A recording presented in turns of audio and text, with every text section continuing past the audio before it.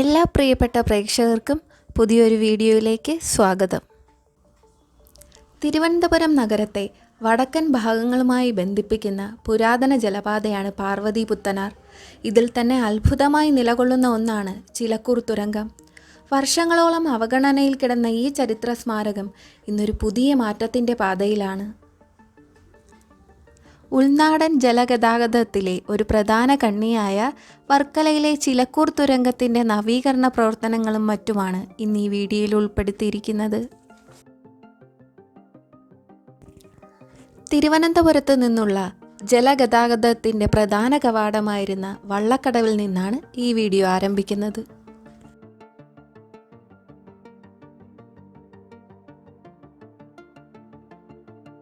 ഒരു കാലത്ത് തിരുവനന്തപുരം ജില്ലയിലെ തന്ത്രപ്രധാനമായ ഒരു സ്ഥലമായിരുന്നു വള്ളക്കടവ്. ഒട്ടേറെ വ്യാപാര സ്ഥാപനങ്ങൾ, വർക്കല പോലീസ് സ്റ്റേഷൻ എന്നിവ ഉൾപ്പെടെ പ്രവർത്തിച്ചിരുന്ന പ്രദേശമായിരുന്നു വള്ളക്കടവ്. തിരുവനന്തപുരം മുതൽ ഷൊർണൂർ വരെയുള്ള ഉൾനാടൻ ജലപാതയുടെ അതായത് TS കനാലിൻ്റെ പ്രധാന ഭാഗമാണിത്.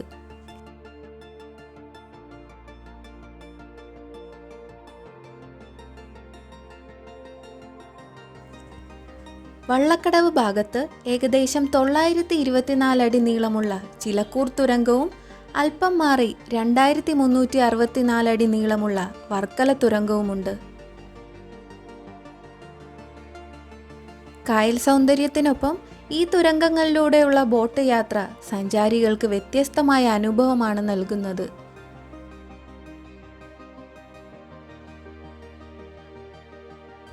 ഇപ്പോൾ നവീകരണ പ്രവർത്തനങ്ങൾ നടക്കുന്ന വള്ളക്കടവ് മുതൽ 5 തെങ്ങ് കായൽ വരെയുള്ള ഭാഗത്തെയും ചിലക്കൂർ ബീച്ച് പാർക്കിൻ്റെയും ഉദ്ഘാടനം ഈ ഫെബ്രുവരിയിൽ പ്രതീക്ഷിക്കാം.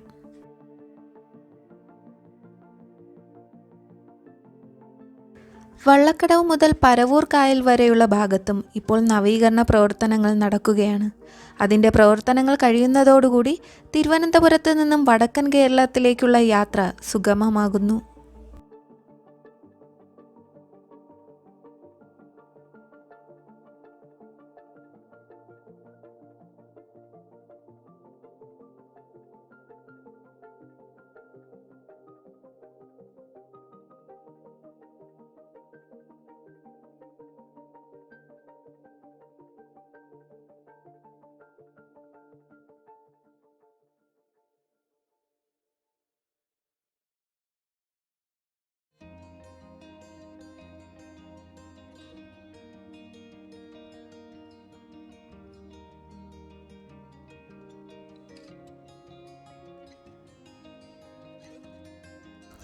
ചിലക്കൂർ ബീച്ച് പാർക്കിനോട് ചേർന്ന് ബോട്ട് ജെട്ടിയുടെ നിർമ്മാണവും പുരോഗമിക്കുന്നുണ്ട്. Kerala water and infrastructure limited ഇപ്പോൾ അത്യാധുനിക സംവിധാനങ്ങളുള്ള ബോട്ട് ഉപയോഗിച്ച് ടെസ്റ്റ് ഡ്രൈവ് നടത്തി വരികയാണ്.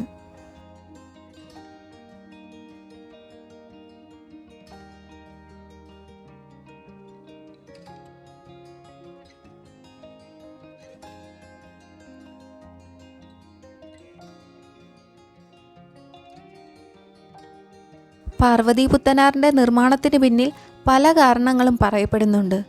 ഒന്ന്, ജലമാർഗമുള്ള ചരക്ക് ഗതാഗതം എളുപ്പമാക്കുന്നതിനും കരമാർഗമുള്ള ഗതാഗത പ്രശ്നങ്ങൾ ഒഴിവാക്കുന്നതിനും വേണ്ടിയാണ്. ഇനി രണ്ടാമത്തെ കാരണമായി പറയപ്പെടുന്നത് ശ്രീ പത്മനാഭസ്വാമി ക്ഷേത്രത്തിലെ മുറജപത്തിന് വേണ്ടി പുഷ്പങ്ങളും മറ്റും കൊണ്ടുവരുന്നതിന് വേണ്ടി എന്നതാണ്.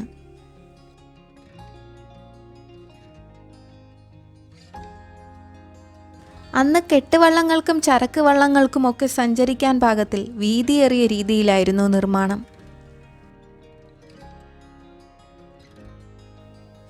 ഏറെക്കാലം സുഗമമായി ചരക്കുഗതാഗതം നടന്ന പാതയുമായിരുന്നു ഇത്. ഈ പാതയുമായി കൊല്ലം, ആലപ്പുഴ ജില്ലകളെ ബന്ധിപ്പിക്കുന്നതിന് വേണ്ടിയാണ് വർക്കല കുന്നിടിച്ച് വർക്കല തുരപ്പ് നിർമ്മിച്ചത്.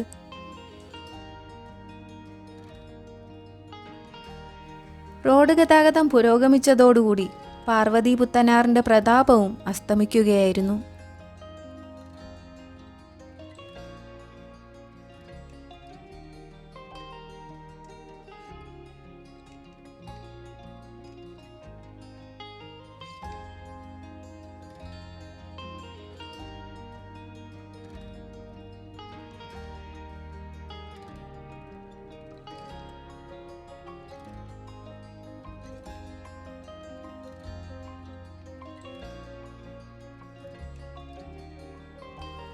വർക്കല ബീച്ചിൽ നിന്നും ചിലക്കൂർ ബീച്ചിൽ നിന്നുമൊക്കെ കാൽനടയായി ബീച്ച് പാർക്കിലേക്ക് എളുപ്പത്തിൽ എത്താവുന്നതാണ്.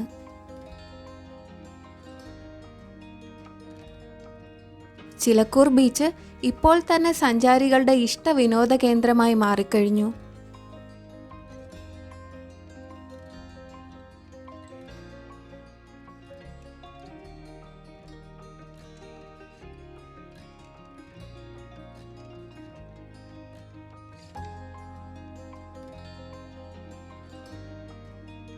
മണ്ണ് കൂടുതൽ ഇടിയാതിരിക്കാനായി പാർശ്വഭിത്തികളുടെ നിർമ്മാണം ഇനിയും നടക്കാനുണ്ട്.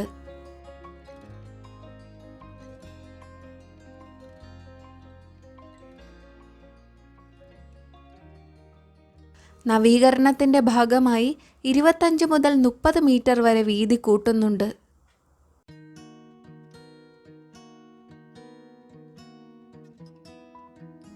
.7 മീറ്റർ വരെ ആഴത്തിൽ ചെളി നീക്കം ചെയ്യുന്ന വർക്കും നടക്കുന്നുണ്ട്.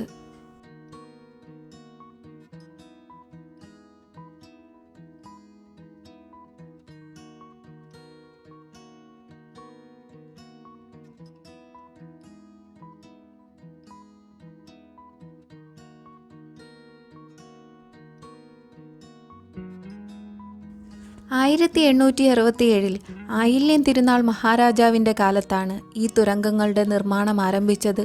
കഠിനമായ വെട്ടുകല്ല് തുരന്നാണ് ഇത് നിർമ്മിച്ചിരിക്കുന്നത്.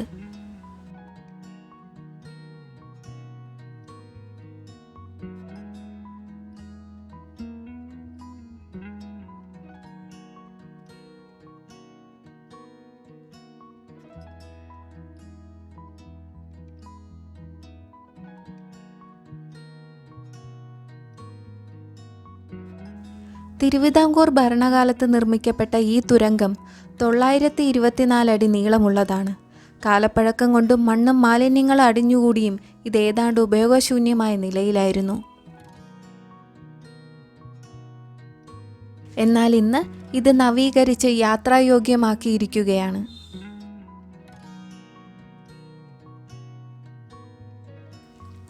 ഇതിന് ഏകദേശം 4.5 മീറ്റർ വീതിയുണ്ട്. 2 വള്ളങ്ങൾക്ക് ഒരേ സമയം കടന്നു പോകാൻ പ്രയാസമാണ്. അതുകൊണ്ട് തന്നെ ദേശീയ ജലപാതയുടെ ഭാഗമായി ഇതിനെ അംഗീകരിച്ചിട്ടില്ല.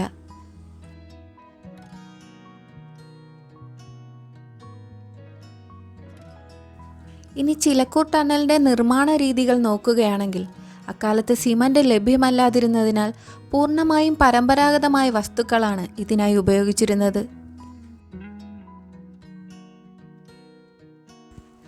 തുരങ്കത്തിൻ്റെ ഭിത്തികളും വശങ്ങളും കെട്ടിയുയർത്താൻ പ്രധാനമായും വലിയ വെട്ടുകല്ലുകളാണ് ഉപയോഗിച്ചത്. വർക്കല കുന്നുകളിൽ നിന്ന് തന്നെ ഖനനം ചെയ്തെടുത്ത കല്ലുകളാണിവ. കല്ലുകൾ തമ്മിൽ ഉറപ്പിക്കാൻ സിമന്റിന് പകരം ചുണ്ണാമ്പ്, ശർക്കര, കടുക്ക തുടങ്ങിയവ ചേർത്ത പ്രത്യേക കൂട്ടാണ് ഉപയോഗിച്ചത്. ഈ കൂട്ട് നൂറ്റാണ്ടുകളോളം ഉറപ്പോടെ നിൽക്കാൻ സഹായിക്കുന്നു.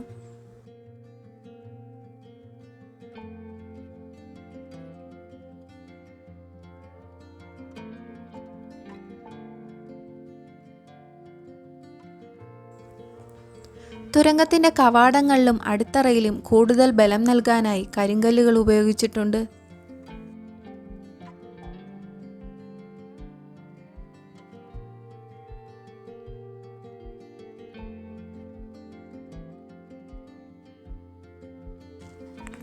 ചിലക്കൂർ ബീച്ച് പാർക്കാണ് നിങ്ങൾ ഇപ്പോൾ കാണുന്നത്. പാർവതി പുത്തനാറിൽ നിന്നുമെടുത്ത മണ്ണിട്ട് നിരത്തിയാണ് ഈ ഭാഗം നിർമ്മിച്ചിരിക്കുന്നത്.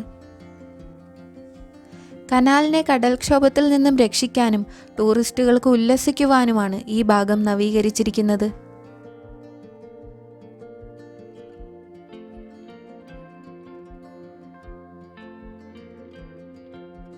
ഇന്റർലോക്കുകൾ പാകി മനോഹരമാക്കിയ പാർക്കിന്റെ ചുറ്റും പുൽത്തകിടികൾ നട്ടുപിടിപ്പിക്കുന്ന പ്രവർത്തനങ്ങളാണ് ഇപ്പോൾ നടക്കുന്നത്.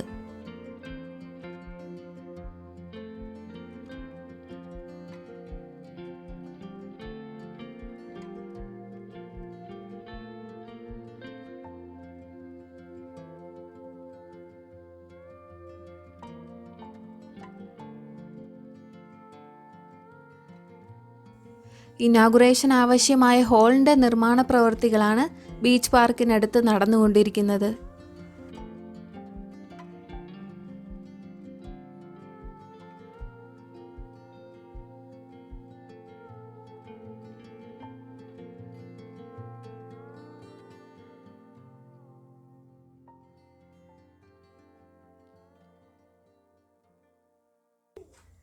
കേരള വാട്ടർ അതോറിറ്റിയുടെ കീഴിലുള്ള കേരള വാട്ടർവേ ഇൻഫ്രാസ്ട്രക്ചർ ലിമിറ്റഡും കൊച്ചിൻ ഇൻ്റർനാഷണൽ എയർപോർട്ട് ലിമിറ്റഡും ചേർന്നാണ് പുനർനിർമ്മാണ പ്രവർത്തനങ്ങൾ ഏകോപിപ്പിക്കുന്നത്. പൗരാണികത ഒട്ടും ചോരാതെ തന്നെ നിർമ്മാണ പ്രവർത്തനങ്ങൾ നടത്തുക എന്നതാണ് ലക്ഷ്യം. ടൂറിസ്റ്റുകൾക്ക് ടണലിലൂടെ യാത്ര ചെയ്യുന്നതിനായി പ്രത്യേക രീതിയിലുള്ള 20 സീറ്റുകളുള്ള ഇലക്ട്രിക് ബോട്ടുകളാണ് കൊച്ചി ബേസ്ഡായ സ്റ്റാർട്ടപ്പ് കമ്പനി വഴി നിർമ്മിക്കുന്നത്. ടൂറിസ്റ്റുകൾക്ക് വേണ്ടിയുള്ള ഓഡിയോ വിഷ്വൽ സിസ്റ്റവും സേഫ്റ്റിയും ഇതിലുണ്ട്. ബോട്ട് പൂർണ്ണമായും സോളാർ ബാറ്ററി പവറിലാണ് പ്രവർത്തിക്കുന്നത്.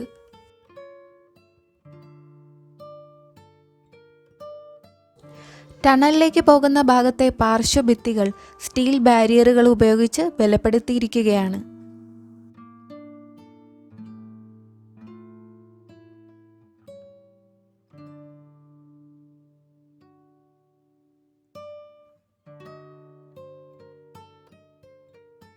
ഇപ്പോൾ ബോട്ട് തുടർച്ചയായി ചെളി മാറ്റിയ ഭാഗങ്ങളിൽ ടെസ്റ്റ് ഡ്രൈവ് നടത്തുകയാണ്.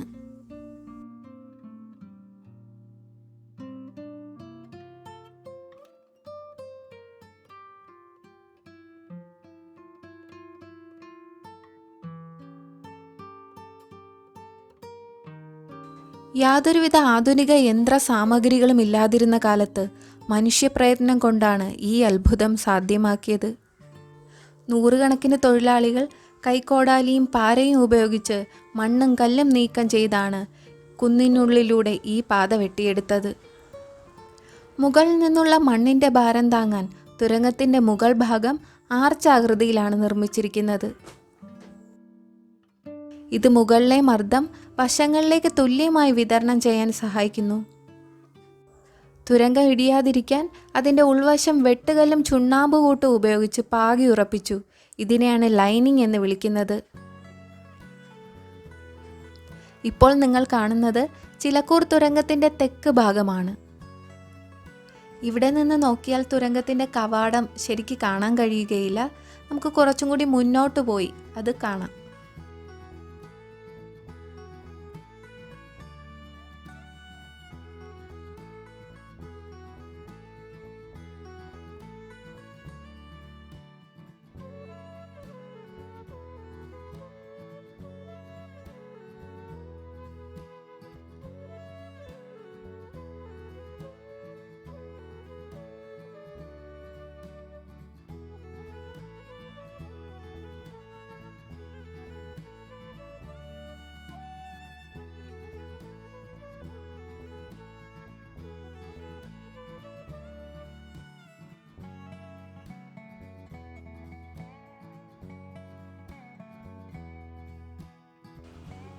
ഇത് വെട്ടൂർ റോഡാണ്. ഇവിടെ മണ്ണ് നീക്കം ചെയ്യുന്ന പ്രവൃത്തിയാണ് നടക്കുന്നത്. ഇവിടെ നിന്ന് നോക്കിയാൽ ടണലിൻ്റെ ഭാഗത്ത് ശുചീകരണ പ്രവർത്തനങ്ങളെല്ലാം നടന്നതായി കാണാം.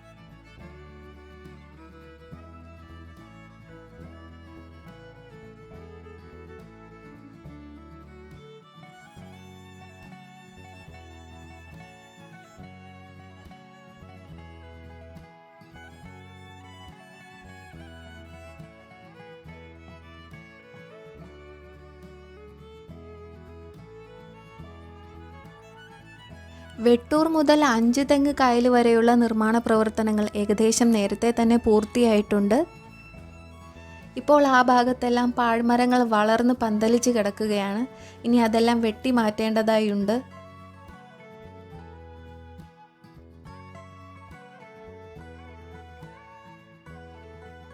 ഇവിടെ പാർശ്വഭിത്തികളെല്ലാം നിർമ്മിച്ചു കഴിഞ്ഞതാണ്.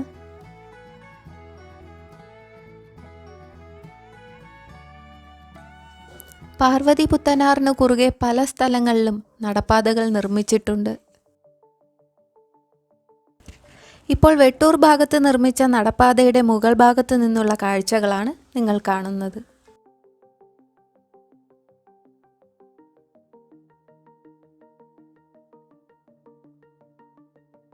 തീരദേശ ഹൈവേയുടെ ഭാഗമായ വർക്കല നെടുങ്കണ്ട റോഡിന്റെ ടാറിംഗ് പ്രവൃത്തികൾ കഴിഞ്ഞതായി കാണാം.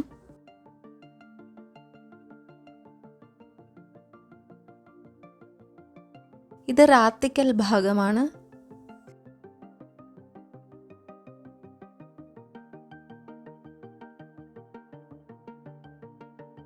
ഈ ഭാഗത്തും നിർമ്മാണ പ്രവൃത്തികൾ പുരോഗമിച്ചതായി കാണാം.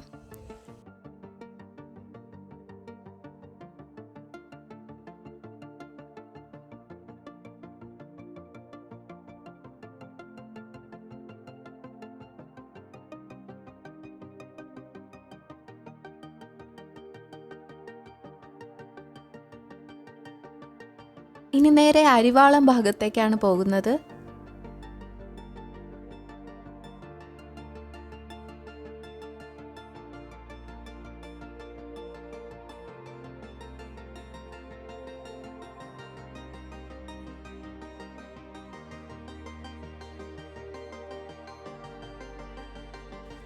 വള്ളക്കടവ് കഴിഞ്ഞാൽ അടുത്ത ബോട്ട് ജെട്ടി വരുന്നത് ഈ അരിവാളം ഭാഗത്താണ്.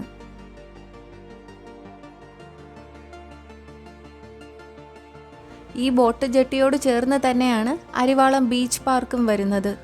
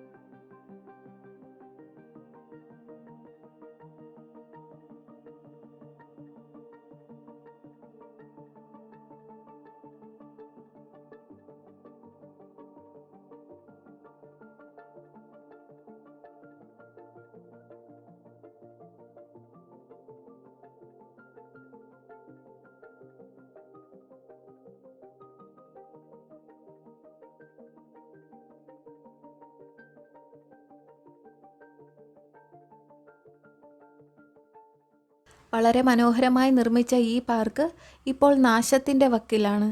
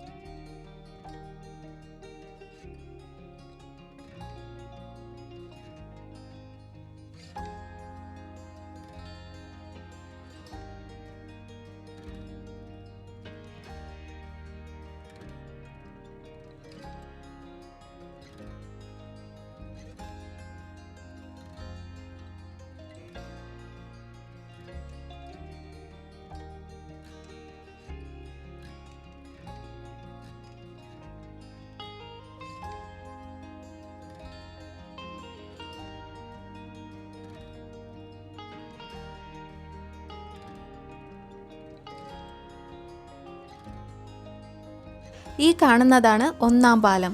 ഈ പാലത്തിലൂടെയാണ് വർക്കല കടയ്ക്കാവൂർ റോഡ് കടന്നു പോകുന്നത്.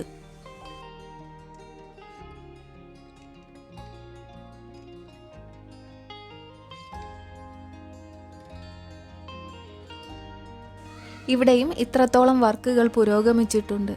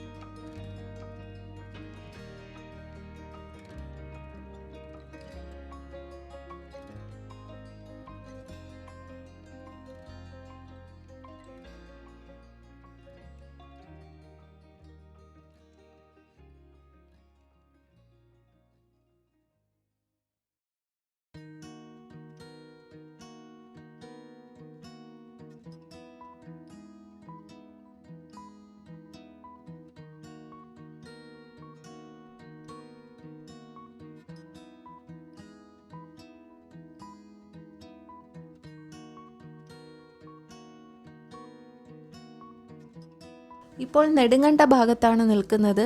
ഇവിടെയും വർക്കുകൾ കഴിഞ്ഞതാണ്.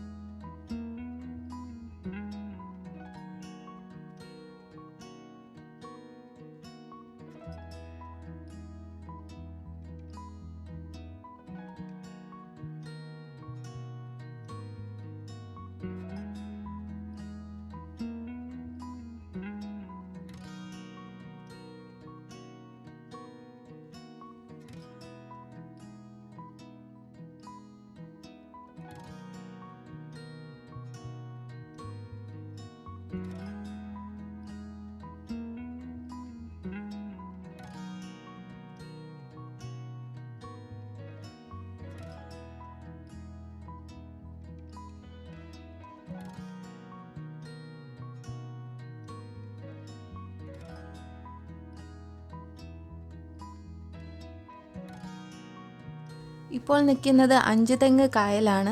ഇവിടെ വരെയാണ് ഇപ്പോൾ നിർമ്മാണ പ്രവൃത്തികൾ കഴിഞ്ഞിരിക്കുന്നത്. അഞ്ചുതെങ്ങ് കായൽ മുതൽ വള്ളക്കടവ് വരെയുള്ള നിർമ്മാണ പ്രവൃത്തികളാണ് ഇപ്പോൾ അവസാന ഘട്ടത്തിലെത്തിയിരിക്കുന്നത്. വള്ളക്കടവ് മുതൽ നടയറ കായൽ വരെയുള്ള നിർമ്മാണ പ്രവൃത്തികൾ അടുത്ത വീഡിയോയിൽ ഉൾപ്പെടുത്തിയേക്കാം.